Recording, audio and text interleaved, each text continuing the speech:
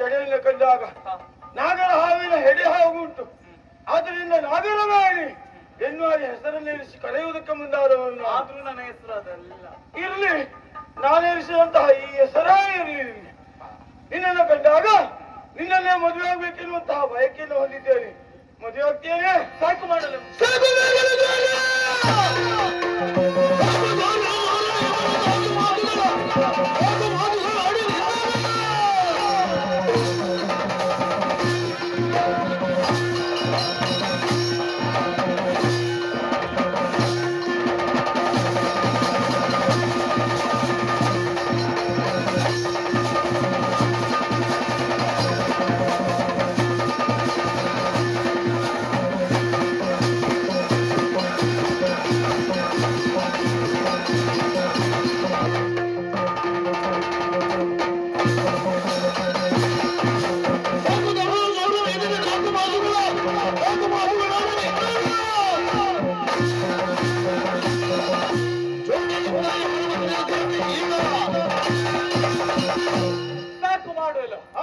ಇಲ್ಲದೆ ಹೋದ್ರೆ ಹೆಣ್ಣು ಒಂಟಿಯಾಗಿದ್ದಾಳೆ. ಹೌದು. ಹೇಗಾದ್ರೂ ನನ್ನ ವಶವನ್ನು ಮಾಡಿಕೊಳ್ಳಬೇಕಂತ ಉದ್ದೇಶದಿಂದ ಮದುವೆಯ ನೆಪವನ್ನು ಹೊಡುತ್ತಾ ಇದ್ಯಾ. ಮದುವೆ ಅಂತಿರಲಿ, ನೀನ್ ಜನ ಯಾರಂತ ಬೇಕಲ್ಲ. ಸಾಮಾನ್ಯರವಲ್ಲ, ಮತ್ಯಾರು? ರುದ್ರ ಅಂದ್ರೆ ನೀನಿಯಾ? ಈ ಹಿಂದೆ ನನ್ನ ಭಾವನ ಹೇಳ್ತಾ ಇದ್ದಾರೆ ಕಳ್ಳತನವಾಗಿದೆ ಎಂಬುದಾಗಿ. ಓಹೋ, ಅದು ನಿನ್ನಿಂದ ಎಂಬುದಾಗಿ. ಹೌದಾ? ಸುಮ್ಮನೆ ಬಿಡ್ತೇನಾ?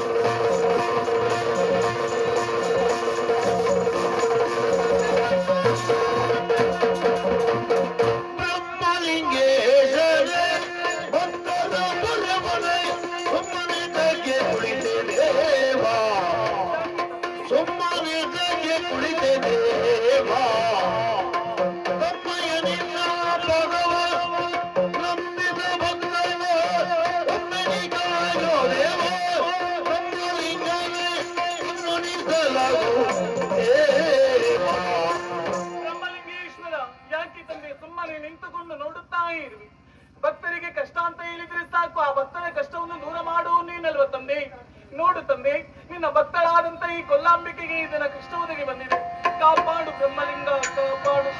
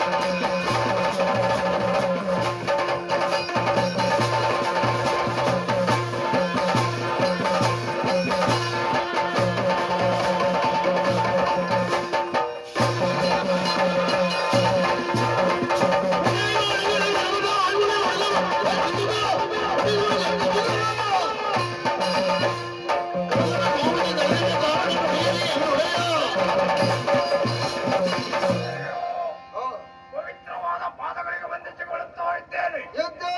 ಅನಿರೀಕ್ಷಿತವಾದಂತಹ ಕಾರ್ಯ ತಕ್ಷಣವೇ ಓಡೋಡಿ ಬಂದಿದ್ದೇನೆ.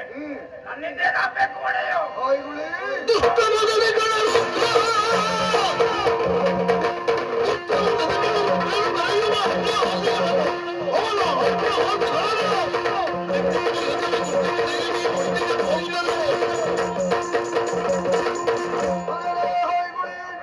ದೀರ್ಘವಾದ ಕರೆಗೆ ಬಂದಿದ್ದೀಯ. ನಿನ್ನಿಂದ ಧರ್ಮ ಸಂರಕ್ಷಣೆಯಾಗಬೇಕಾಗಿದೆ. ಹೀಗಿದ್ದೀಗಲೇ ಕನ್ನಿಯ ಕಾಂತಾರಕ್ಕೆ ಹೋಗು. ಅಲ್ಲಿ ನನ್ನ ಮಕ್ಕಳಾದಂತಹ ಕಲ್ಲಾಂಬಿಕೆಯ ಮೇಲೆ ಕಳ್ಳನೋರ್ವನು ಅನ್ಯಾಯವನ್ನು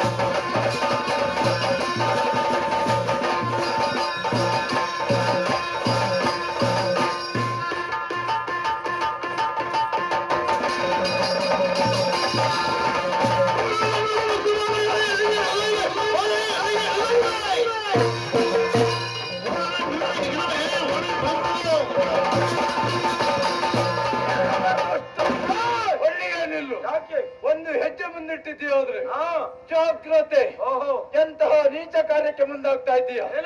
ಅಬಲೆಯನ್ನು ಬಲತ್ಕರಿಸುವುದಕ್ಕೆ ಮುಂದಾಗ್ತಾ ಇದ್ದೀಯಲ್ಲ ದುಷ್ಟ. ಒಂದು ನಿನಗೆ ಅಂತ್ಯಕಾಲ.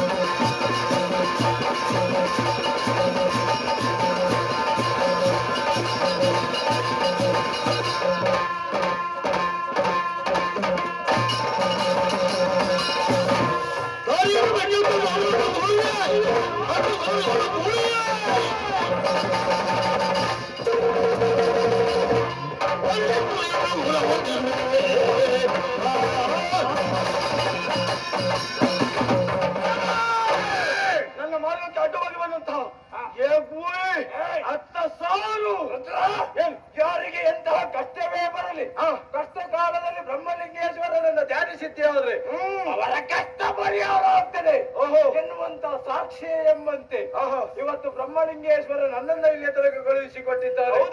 ಸಾಮಾನ್ಯದವರಲ್ಲ, ತಲೆ ಈಗಲೇ ಚಿತ್ರ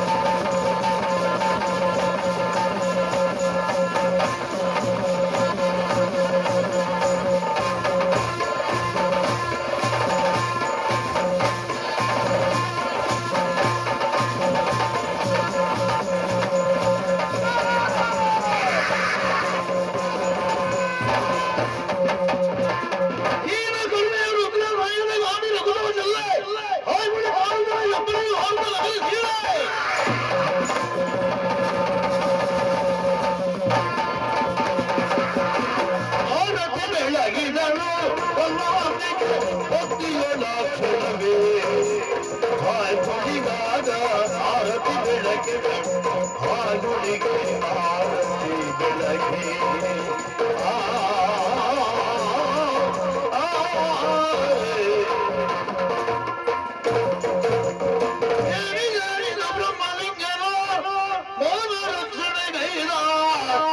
ಇದಕ್ಕನು ಮಾನವಿಲ್ಲವೋ ಮಾಡಿದ ವರ ಬ್ರಹ್ಮಲಿಂಗೇಶ ಬ್ರಹ್ಮಲಿಂಗೇಶ್ವರ ಸ್ವಾಮಿ ನನ್ನ ಪ್ರಾಣವನ್ನು ಕಾಪಾಡಿದ. ಇಡೀ ಸುದ್ದಿಯನ್ನು ಮಾಮೂಲಿ